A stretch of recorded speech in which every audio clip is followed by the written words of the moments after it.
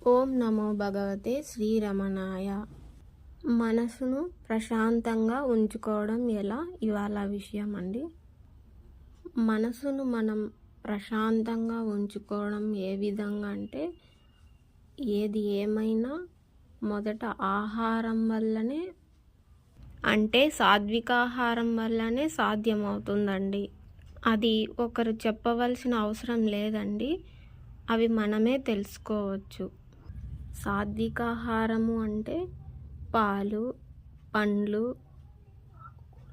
ఆకుకూరలు, మొలకలు లాంటివి తీసుకున్నప్పుడు మనకే తెలుస్తుందండి, అది చాలా ప్రశాంతంగా ఉంటుంది.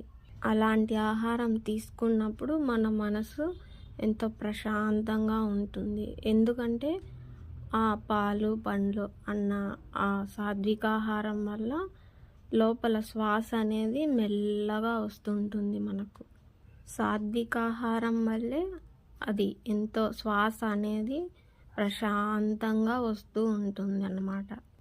ఎందుకంటే మనము తిన్న ఆహారం అటువంటిది కాబట్టి, మనం తీసుకున్న ఆ ఆహారం వల్లనే మైండ్, మనసు కంట్రోల్లోకి వస్తుందండి. అప్పుడు ఎంతో ప్రశాంతంగా ఉంటుంది మనసు. ఒకరు చెప్పవలసిన పనే లేదండి, మనం స్వయంగా ఇలాంటి ఆహారం తీసుకున్నప్పుడు మనకి ఖచ్చితంగా మన సొంత అనుభవంతోనే తెలిసిపోతుంది. అప్పుడు మనం శ్వాస మీద ఎరుకతో ఉన్నప్పుడు మనకు మనసే శ్వాస అని, శ్వాసే మనసు అని మనకు అర్థం అవుతుందండి. అప్పుడు మన మనసుని మనం ప్రశాంతంగా కంట్రోల్లోకి చేసుకోవచ్చు అన్నమాట.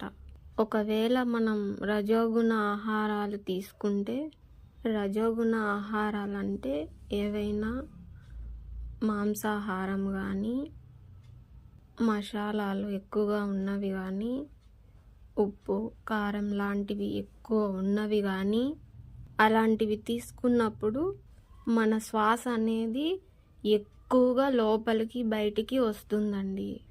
వేగంగా వచ్చినట్లు మనకు తెలుస్తుంది.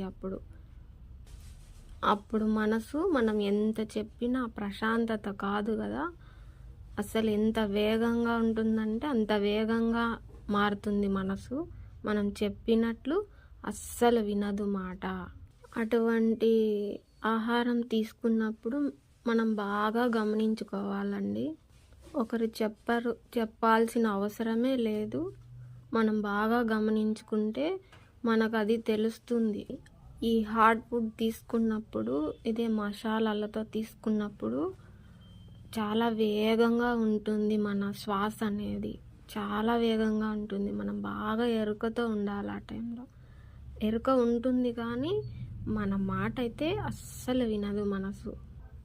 అలాంటి ఆహారం తీసుకున్నప్పుడు అలా ఉంటుంది కాబట్టి, ఇలా ఉండకూడదు నా మనసు అని అనుకునే వాళ్ళు ఎవరైనా సరే, మనం ప్రశాంతత కోరుకుంటే అప్పుడు మనం తిరిగి ఆ సాత్వికాహారానికి వచ్చేస్తే అది మనకు బాగా తెలుస్తుంది. ప్రశాంతంగా ఉన్నామా, మన మనసు ఏదైతే ఉందో అది ఎంత ప్రశాంతంగా ఉంది అనే దానికి మనం ప్రయత్నం చేస్తే ఖచ్చితంగా ఈ మార్గంలో అయితే మన మనసు ప్రశాంతంగా ఉంటుంది. సాత్వికాహారం వల్ల ఇది సాధ్యమవుతుంది అన్నమాట.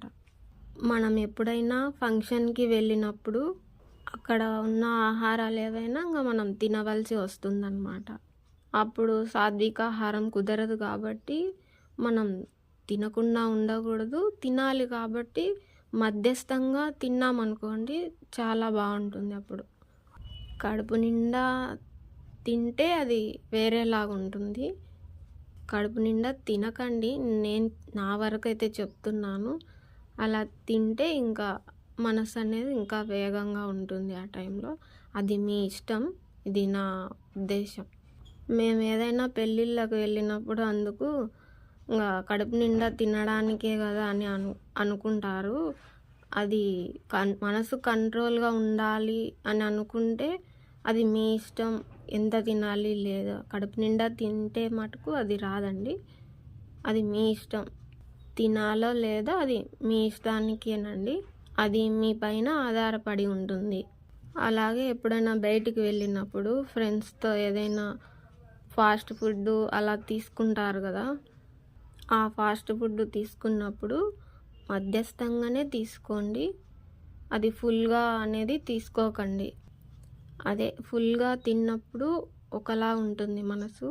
మధ్యస్థంగా తక్కువగా తీసుకుంటే ఒకలా ఉంటుంది. అది అప్పుడు వెళ్ళినప్పుడు మీరు గమనించండి. ఇలా ఈ విధంగా మనం మనసు ప్రశాంతత అనేదానికి ప్రాక్టీస్ చేసుకుంటూ వెళ్తే మనకు తేడా తెలుస్తుందన్నమాట. సాత్విక ఆహారానికి, ఈ హార్డ్ ఫుడ్డు అంటే మసాలాల ఆహారానికి ఎలా ఉంది, ఈ రజోగుణ ఆహారానికి తేడా అనేది మనకు తెలుస్తుందన్నమాట. ఇలా సాధన కానీ ప్రాక్టీస్ కానీ మనం చేస్తే సరళం అవుతుందండి. అది సరళం అంటే అదే సక్సెస్ అన్నమాట. మన మనస్సును జయించడం లాంటిది. కొంత వరకు అది కొంతవరకేనండి. అది జయము అని కాదు, అది ఉంటుంది అంతే అన్నమాట. మనము మన మనసుతో ఎప్పుడు పెట్టుకోకూడదు కూడా. మనం తినే ఆహారం వల్లే ఆ మనసుకు చాలా బలం వస్తుందండి. అందుకని మనం పాలు తీసుకున్నప్పుడు చాలా బాగుంటుంది మన మనసు, లేదా పండ్లు తీసుకున్నప్పుడు చాలా ప్రశాంతంగా ఉంటుంది.